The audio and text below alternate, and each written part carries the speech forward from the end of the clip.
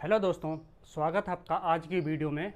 और जैसे कि आपको पता है, हमारा आज का टॉपिक जो चल रहा है वो है एनालॉजी। और पिछले 2 दिनों में हमने इसके 2 प्रैक्टिस सेट कर लिए थे, जो थे हिंदी शब्द और अंग्रेजी अक्षर इंग्लिश लेटर पे हमने 2 प्रैक्टिस सेट कर लिए थे। और आज का हमारा टॉपिक है इंग्लिश वर्ड एनालॉजी, जिसमें हम सेम ये टॉपिक इंग्लिश शब्द पे सेम है, बस इसमें इंग्लिश के शब्द आपको मिलेंगे और उसमें आपको हिंदी के शब्द देखने को मिले थे। तो इंग्लिश शब्द से रिलेटिव जितने क्वेश्चन पेपर में आते हैं वो आज हम देखेंगे और सीखेंगे कि उन्हें किस तरह सॉल्व किया जा सकता है।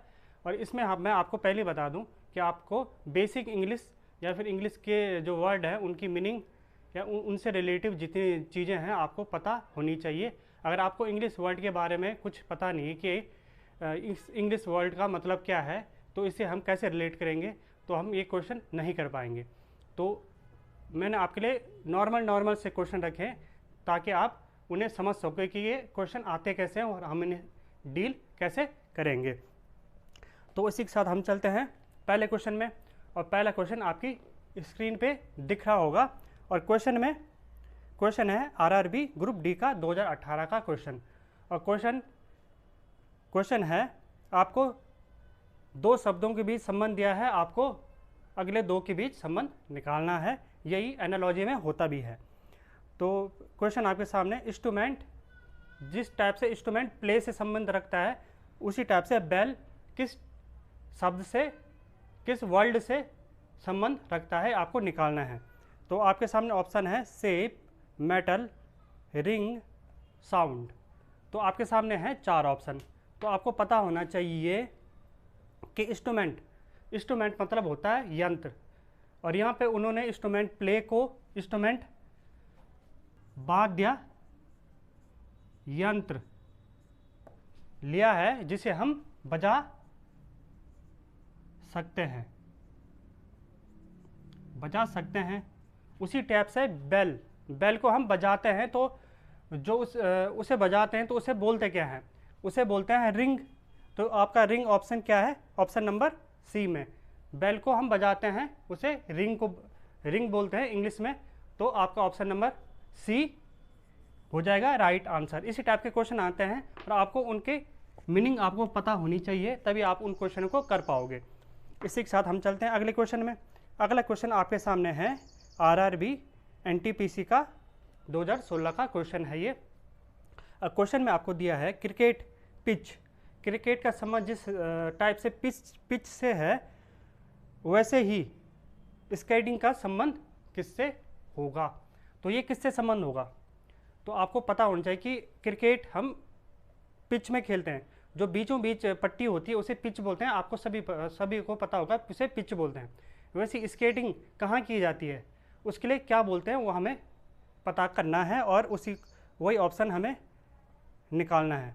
तो ऑप्शन है, पहला ऑप्शन आपको पहले 4 ऑप्शन दिए हैं और उनमें से कौन सा सही है आपको निकालना है। दिया है रिंग, ग्राउंड, कोर्ट और रिंग। और आपको पता होना चाहिए कि क्या है रिंग क्या होती है। जो रेसलिंग की रिंग होती है, कोई सी भी एक सीमा, उसके लिए रिंग बोलते हैं। और ये रेसलिंग या फिर इसी टाइप के स्पोर्ट्स में यूज़ होती है, तो ये नहीं होगा। कोर्ट टेनिस से रिलेट करता है, जिसमें एक मेज़ होता है या फिर इसी टाइप के जो गेम्स होते हैं उनमें कोर्ट होता है। ग्राउंड जो बड़े बड़े गेम होते हैं, फुटबॉल या इस टाइप के गेम, उसमें ग्राउंड का यूज़ होता है। तो स्केटिंग का यूज़ किस में होगा, वो होगा रिंग में। ऑप्शन नंबर ए रिंग में खेला जाता है स्केटिंग, ये की जाती है जो आप बोलना चाहो। तो उसी टाइप से हम चलते हैं अगले क्वेश्चन में। अगला क्वेश्चन आपके सामने है, अगला क्वेश्चन आपका विजया बैंक पीओ 2009 का क्वेश्चन। तो क्वेश्चन में दिया है अर्थ मून, अर्थ का संबंध दिया है मून से। और आपको अगला समूह निकालना है कि ऐसे 2 वर्ड क्या होंगे जो इसी टाइप से संबंध रखते हैं जैसे अर्थ मून से रखता है। तो आपके सामने ऑप्शन है एलिफेंट एंट, हाथी का चींटी से हो सकता है। अगला बी सन, सन यूरेनस। सी है शिप, बोट। अगला है एशिया, इंडिया। अगला है स्कूल, क्लास, रूम। आपको पता होना चाहिए कि ये इनका क्वेश्चन में रिलेशन क्या हो रहा है, ये कैसे रिलेट कर रहे हैं आपस में। ये जैसे कि अर्थ पृथ्वी की चारों ओर परिक्रमा करता है, मून, मून चारों तरफ घूमता है पृथ्वी के। तो वैसे ऐसा कौन सा ऑप्शन है जिसके चारों ओर उसका अगला जो शब्द होगा जो वो घूमता है। तो वैसे एलिफेंट एंड नहीं होगा, शिप बोट नहीं होगी, और एशिया इंडिया नहीं होगा। तो ऑप्शन नंबर क्या हो जाएगा? Option number B is right answer. क्या हो जाएगा? सन और यूरेनस। यूरेनस को हिंदी में बोलते हैं अरुण, जो एक प्लैनेट है जैसे ही पृथ्वी है, और सन के चारों ओर सारे प्लैनेट घूमते हैं, ग्रह घूमते हैं, तो इसीलिए ये राइट आंसर हो जाएगा। इसी के साथ हम चलते हैं अगले क्वेश्चन में। अगला क्वेश्चन है आपके सामने BOIPO 2004 का क्वेश्चन आपके सामने दिया है। हॉकी जैसे गेम से रिलेट करता है, वैसे ही जो ऑप्शन में है वो कौन सा दो ऐसे शब्द होंगे जो आपस में इसी टाइप से रिलेट करते हैं। आपके सामने ऑप्शन है book, read, king, rule, Latin, language, constitution और असेंबली। तो आपके सामने ऑप्शन है, या फिर अगला ऑप्शन ई ऑप्शन भी आपको दिया है, इनमें से कोई नहीं।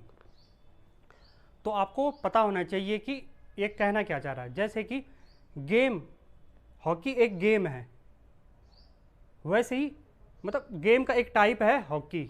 तो उसी टाइप से ऐसा संबंध किस में आ रहा है? इन चारों ऑप्शन, पांचों ऑप्शन में, तो हमें निकालना है।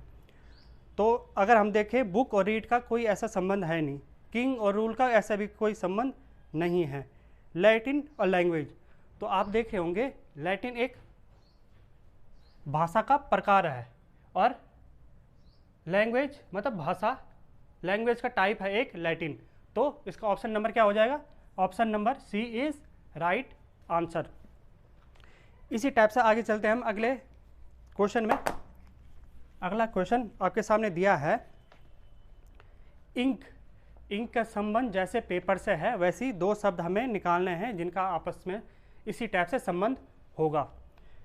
आपके सामने ऑप्शन है pen pencil, paint painting, chalk black board, carbon paper, और बॉल पॉइंट पेन, और फेल्ट बोल्ड, और ड्राइंग पेन।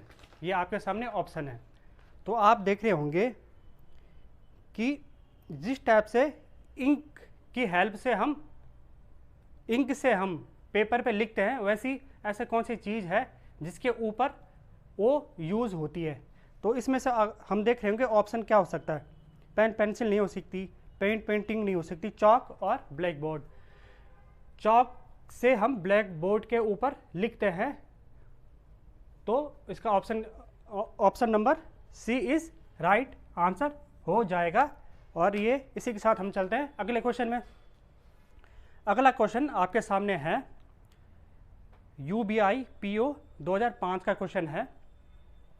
क्वेश्चन में दिया है रिलेशन सैपलिंग और ट्री का आपस में रिलेशन दिया है, और हमें ऑप्शन में निकालना है कि जैसे इन दोनों के बीच संबंध है, वैसी किन दो शब्दों के बीच संबंध होगा। आपके सामने ऑप्शन है horse, mare, river, brook, bird, flower, student, teacher, tree, furniture. ये आपके सामने 5 ऑप्शन है। तो आपको पता होना चाहिए कि सैपलिंग होती क्या है। सैपलिंग मतलब होता है पौधा, छोटा पौधा, उसे हम इंग्लिश में